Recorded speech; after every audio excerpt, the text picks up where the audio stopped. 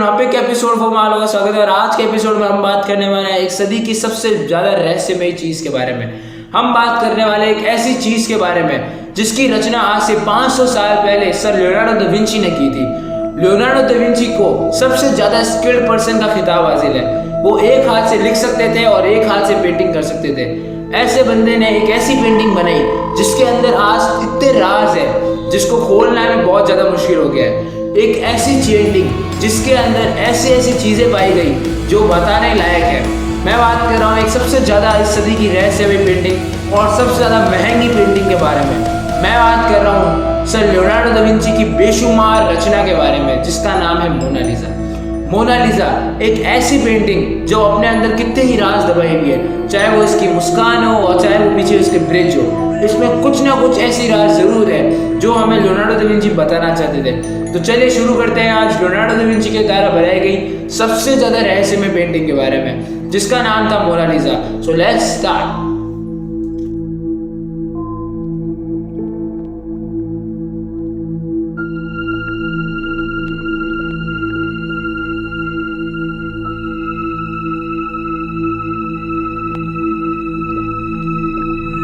आज से 523 साल पहले 1503 जब लियोनार्डो दा विंची ने मोनालिसा पेंटिंग पे काम करना स्टार्ट किया। उन्होंने 1503 से 1517 तक इस पेंटिंग पे काम किया। कुछ हमारे प्राचीन नेशनल थ्योरीज का मानना यह है कि 12 साल लगे थे उनको इसके खाली कोट बनाने में। और तो और इस पेंटिंग का जो इंग्लिश में मीनिंग होता है वो होता है माय लेडी। मोनालिसा का इंग्लिश में मीनिंग होता है माय लेडी। आज तक बड़े बड़े थ्योरिस्ट ने इस पेंटिंग को रहस्य से सुलझाने की कोशिश की, लेकिन वो हमेशा एक चीज में अटक जाते हैं कि आखिर ये पेंटिंग है तो है किसकी। कुछ लोगों का ये मानना है कि ये लीजा गिर्दनी की फोटो है। लीजा गिर्दनी वहां पर एक वेल नोन सिल्क एक्सपोर्टर की वाइफ थी। जहां पर लियोनार्डो दा विंची रहते थे वहां पर कुछ लोगों का मानना है कि ये लियोनार्डो दा विंची खुद है जिन्होंने अपना खुद का फीमेल वर्जन बनाया है। इस चीज से पता लगा सकते हैं कि लियोनार्डो दा विंची कितने ज्यादा अपने टाइम से आगे थे। वो कितनी आगे की सोचते थे। Modern art work, mirror art work, उनको हर तरह का आर्ट वर्क आता था। जब उन्होंने खुद की फीमेल पोर्ट्रेट इमेज बना दी तो आप देख सकते हो कि वो किस लेवल के इंसान थे। हो ना हो वो कुछ ना कुछ इस पेंटिंग के द्वारा हमें मैसेज देना चाहते थे जो हमारी पूरी सिविलाइजेशन को बदल सकता था। कुछ ना कुछ ऐसा था, वो कुछ ऐसा दिव्य ज्ञान देना चाहते थे जो आज तक किसी को नहीं मिला।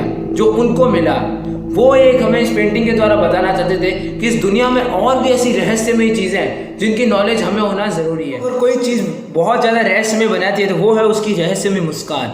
मोनालिसा की रहस्यमय मुस्कान इतनी रहस्यमय है कि बड़े से बड़े साइंटिस्ट, रिसर्चर्स और प्राचीन एस्ट्रोनॉट थ्योरिस्ट सब परेशान हो गए, लेकिन आज तक इसका कोई रीजन नहीं निकला। मोनालिसा की मुस्कान इतनी रहस्यमय है कि हर एंगल से देखने पर अलग अलग लगती है। मोनालिसा शुरुआत में देखने में बहुत ज्यादा मुस्कुराती हुई लगती है, लेकिन धीरे धीरे ये मुस्कान गायब हो जाती है और अंत में इस एक रहता है सीरियस सा चेहरा। मोनालिसा की जो मुस्कान है वो धीरे धीरे टाइम के साथ चेंज होती रहती है। अब ये काफ़ी अजीब सी चीज़ है। इस पर कमेंट करते हुए एक न्यूरो सर्जन जो कि हार्वर्ड के थे उन्होंने ये चीज़ कही थी कि मोनालिसा की एक्चुअली मुस्कान चेंज नहीं होती है, इंसान को मोनालिसा को देखने का माइंड सेट चेंज होता है। जैसे आपका माइंड सेट चेंज होगा मोनालिसा को देखने पर उसकी मुस्कान आपको बदली से दिखेगी। अब 500 साल पहले लियोनार्डो दा विंची का आर्ट वर्क इतना फाइन है जो कि आज भी वर्क कर रहा है। और ऐसा आर्ट वर्क ना तो कभी हो सकता है ना कभी होएगा। और तो और इसकी मुस्कान पे कमेंट करते हुए एक डॉक्टर ने भी कहा था, जिन्होंने कहा था कि मोनालिसा के आगे के 2 दांत टूटे हुए हैं, इसलिए उनकी जो मुस्कान है वो थोड़ी दबी दबी सी दिख रही है। अब इनमें से कौन सी बात सच है वो तो हमें नहीं पता, लेकिन एक बात तो है कि मोनालिसा पक्का अपने अंदर कोई ना कोई ऐसा राज दबी हुई थी। बात करते हैं मोनालिसा के अंदर जो सीक्रेट कोड्स है उनके बारे में।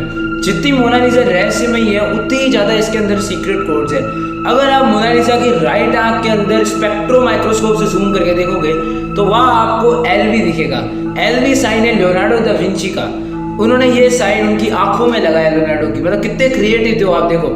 और तो और अगर आप उस ब्रिज आप देख सकते हो राइट साइड में नीचे की तरफ एक छोटा सा ब्रिज है मोनालिसा की पेंटिंग में। उस ब्रिज के जस्ट ऊपर 72 लिखा हुआ है। 72 इसलिए लिखा हुआ है क्योंकि लोगों का जो प्राचीन एस्ट्रोनॉट थ्योरिस्ट जो मानते हैं उनके हिसाब से 1472 में सदी की सबसे बड़ी बाढ़ आई थी जो कि आई थी विंसेंजो इटली के अंदर। उसको ही बताने के लिए इस ब्रिज को दिखाया गया है इस पेंटिंग में और यहीं पर ही सीक्रेट नंबर में 72 लिखा हुआ है। ठीक है, ये है उसकी इमेज, आप देख सकते हो। और तो और अगर आप मोनालिसा की पेंटिंग को गौर से देखोगे और अगर आप इसको अपने कमरे में लगाते हो तो आप जैसे ही कमरे में इधर उधर मूव करोगे आपको ऐसा लगेगा कि मोनालिसा की आंखें आपको देख रही है इधर उधर मूव करते हुए। तो ये काफ़ी ज़्यादा अजीब सी और रहस्यमय और डरावनी सी बात लगती है।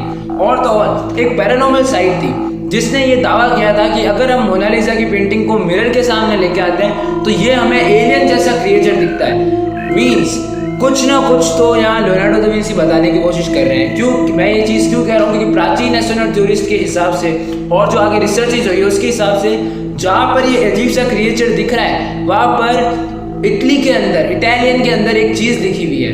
ठीक है, अब इतनी इटली तो मेरे को नहीं आती इटालियन, लेकिन मैं आपको बता रहा हूँ उसका इंग्लिश में जो अनुवाद है वो है आंसर इज हियर, मतलब उत्तर यहाँ है। और जब हम इसको मिरर के सामने लेके आते हैं तो हमें लगता है जैसे इसमें कोई एलियन हो। एक और चीज़, अगर आप लेफ्ट टाइम में गौर करोगे तो आपको 7 जैसा आकृति दिखेगी, 7, 11 और अलग अलग तरह के नंबर दिखेंगे आपको मोनालिसा की पेंटिंग में।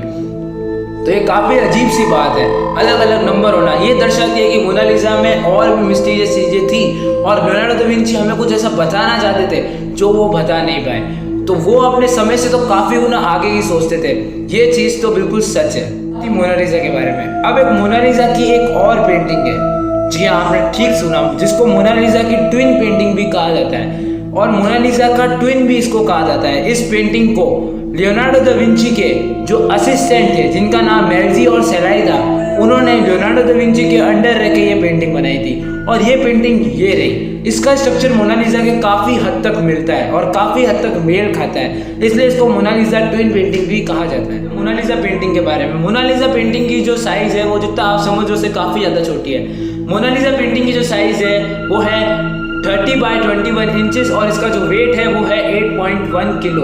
और तो और इसको 1797 को लूवर म्यूजियम में रख दिया गया था जो कि फ्रांस के अंदर है।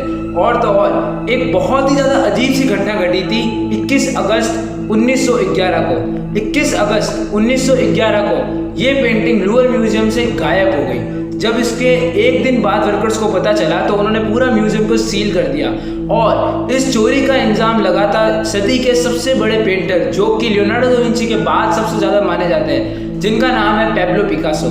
पैब्लो पिकासो के ऊपर इस चोरी का इल्ज़ाम लगा, लेकिन बाद में पता चला था कि इस पेंटिंग को वहाँ के एक वर्कर जिसका नाम था विंसेंजो परगिया ने ही इस पेंटिंग को चुराया था और इस पेंटिंग को अपने जैकेट के अंदर छुपा के वो लेके जा रहे थे। और लेकिन बाय द लक ये इटली के अंदर मिल गई। उनका ये मानना था कि ये पेंटिंग इटली से बिलोंग करती है तो ये इटली के म्यूजियम में होनी चाहिए, ना कि फ्रांस के म्यूजियम में। लेकिन बाद में इसको फ्रांस में वापस ला दिया गया और विंसेंजो परगिया को जेल में डाल दिया गया।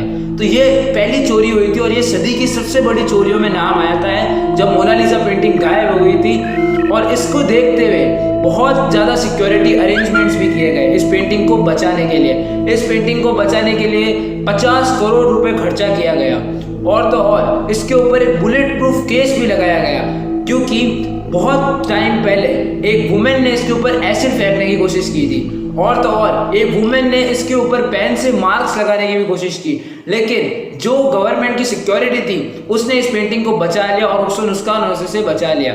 और तो और एक बार इसके ऊपर एक जिन्होंने पत्थर भी फेंका था जिसकी वजह से इसके राइट कोनी बिगड़ गई थी, लेकिन इसको बाद में वापस ठीक कर दिया गया।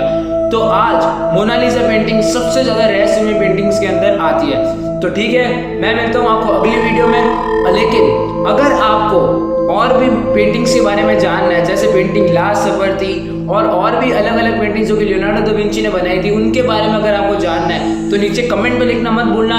लाइक शेयर सब्सक्राइब जरूर करें इस वीडियो को और अधिक से अधिक शेयर करें, जैसे ज़्यादातर लोगों को इस पेंटिंग के बारे में पता चल सके। See you soon, this is Harshvardhan signing of.